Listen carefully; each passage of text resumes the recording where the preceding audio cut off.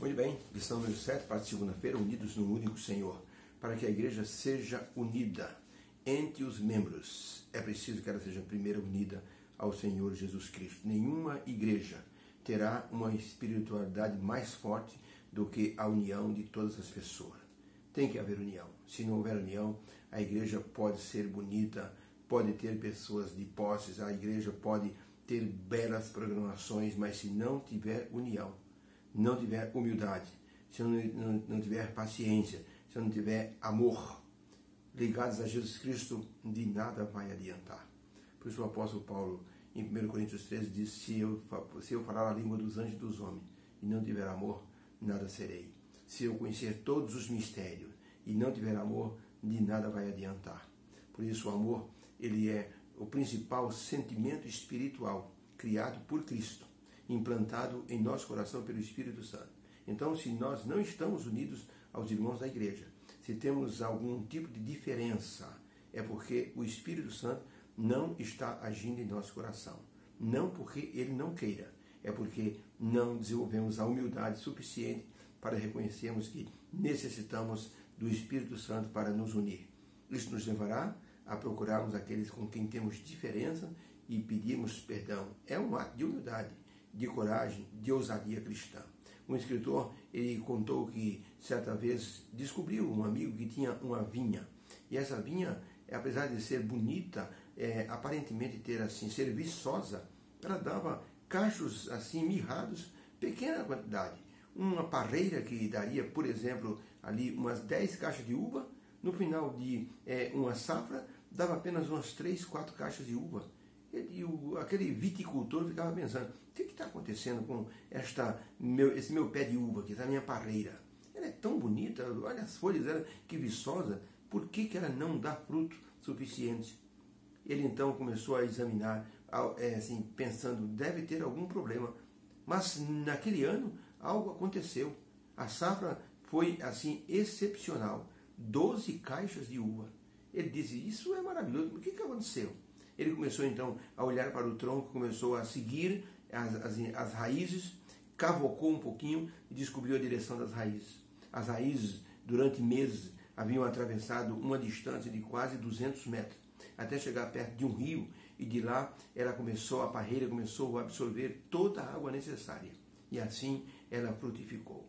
Se os cristãos não estiverem unidos a Jesus Cristo, a fonte da água da vida, ele que disse para a mulher samaritana, se você soubesse quem te pede água, você receberia a água que eu te dou e você nunca mais teria sede. Era a água da vida.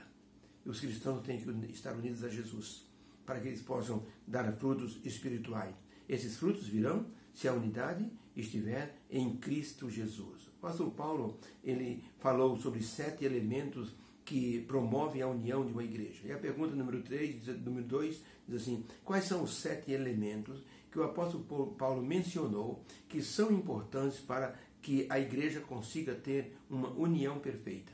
Efésios capítulo 4, de 1, verso 1, depois do verso 4, depois do verso 16, diz assim, há um só corpo, um só espírito, como também fostes chamados em uma só esperança da vossa vocação.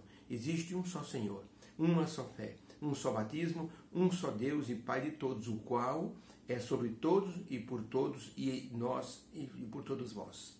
Então o apóstolo Paulo mencionou 7 elementos impressionantes que fazem parte da unificação da igreja, entre membros e entre o Senhor Jesus Cristo. Há um só corpo e um só Espírito, como também fosse chamado em uma só esperança da vossa vocação. Há um só Senhor, uma só fé, um só batismo, um só Deus e Pai de todos nós. Então, para a pergunta, quais os 7 elementos que o apóstolo Paulo citou como sendo importantes para a unidade da igreja? A resposta, Paulo mostrou que para a igreja ser uma unidade, era preciso ter em mente que ela era composta por 7 elementos principais. Um só corpo, um só Espírito, uma só esperança, um só Senhor, uma só fé, um só batismo e um só Deus. 7 elementos preciosos. Perceba que tudo começa em Deus e tudo termina em Deus através da cooperação dos membros da igreja. É um esforço que nós fazemos da nossa parte. Muitas vezes nossa natureza não quer essa unidade, essa união. O diabo quer desunir a igreja. Como lemos ontem, Ellen White falando, em Mensagem Escolhida, o diabo está tentando assim transformar a igreja em uma comunidade desunida. E se nós nos colocarmos em suas mãos, ele vai fazer o trabalho dele através de nós. Essa lista dos 7 elementos que o apóstolo Paulo completou em seu raciocínio, mostrou o que ele pensava a respeito da vida cristã da igreja de Éfeso. A igreja precisava dessa unidade. Uma igreja que tinha judeus e gentios na mesma igreja. É logicamente que quando Paulo estava em Éfeso, ele percebeu que havia ali problemas de relacionamento. Sem contar os judaizantes que saíram de Jerusalém e queriam impor aos gentios os mesmos costumes judaicos. Tipo assim, circuncisão, ritual de purificação e outros tipos de rituais que o apóstolo Paulo diz que Jesus havia cravado na cruz. Paulo diz circuncisão não é aquele que é feito na pele, a circuncisão verdadeira é aquela que é feita no coração. E não existe mais judeu nem grego, porque Cristo é tudo em todos. Então era preciso ter uma unidade dentro da igreja. Por isso o apóstolo Paulo falou nos 7 elementos, um só batismo, um só Senhor, uma só fé, uma só esperança. Para que todos se tornem perfeitos, para que a igreja se torne um corpo perfeito, unido. Por isso, o apóstolo Paulo, ele louvava tanto a Deus, porque os gentios foram feitos herdeiros juntamente com os judeus. Agora, era preciso ter unidade desses membros para que eles pudessem, unidos a Cristo, fazer a igreja crescer. Por isso, ele falou sobre os 7 elementos. A necessidade da igreja assim, ser o corpo de Cristo unido. Por isso, não poderia haver divisão dentro da igreja. Como é que um corpo vai subsistir dividido? Jesus Cristo até disse, olha, quem não comigo ajunta espalha. E Jesus disse, todo corpo dividido não vai subsistir.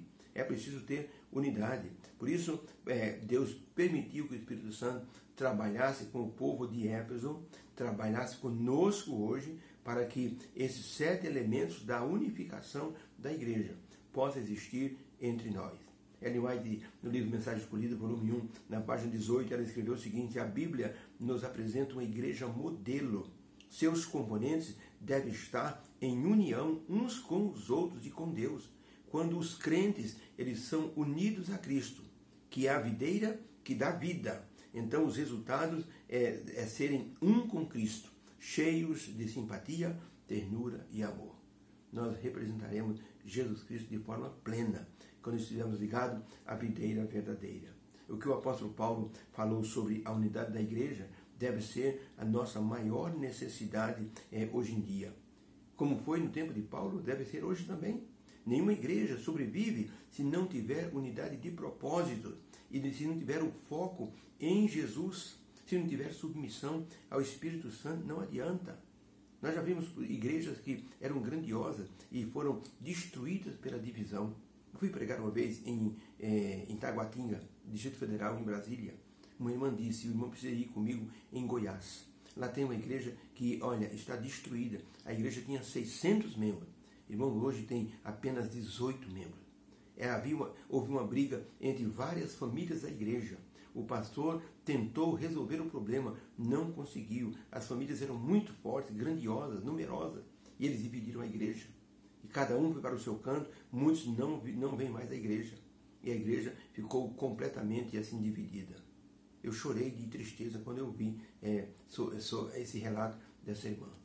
Queridos, olha, o apóstolo Paulo enfatizou que a unidade é um fato espiritual que tem como base os 7 elementos que ele mostrou para a igreja de Éfeso. Um só Senhor, uma só esperança, um só Deus, um só credo, uma só doutrina. Isso é importante para que nós possamos ter unidade na igreja hoje. E essa unidade deve ser cultivada, mantida por todos. Nenhuma pessoa pode se expor ou pode se colocar nas mãos de Satanás para se fazer o trabalho de divisionismo dentro da igreja. A igreja dividida é uma igreja que dá tristeza. A igreja não prospera. A igreja não batiza ninguém. Um pastor assumiu um distrito muito difícil. Durante 2 anos o pastor trabalhou com aquela igreja, fez boas programações, convidou pastores assim muito consagrados para pregar, convidou conjuntos, convidou música especial, mas parecia que nada dava certo. A igreja não ia para frente. o pastor convocou então uma vigília de consagração. O Espírito Santo tocou naqueles corações e a igreja lotou. Naquela noite de vigília, o pastor fez uma breve meditação, houve um cântico maravilhoso, assim feito por um coral, e o pastor então fez outra breve meditação e percebeu que o Espírito Santo tocou naqueles corações. O pastor então levantou-se e disse: irmão, eu estou impressionado com aquilo que o Espírito Santo está fazendo conosco. Ele nos trouxe até aqui. Isso quer dizer que nós estamos dispostos a uma consagração. Mas, irmãos, não haverá consagração enquanto houver pessoas que têm diferenças, têm dificuldades umas com as outras. Portanto, esse é o momento de nós darmos lugar ao Espírito Santo, permitirmos que o Espírito Santo fale conosco, trabalhe conosco.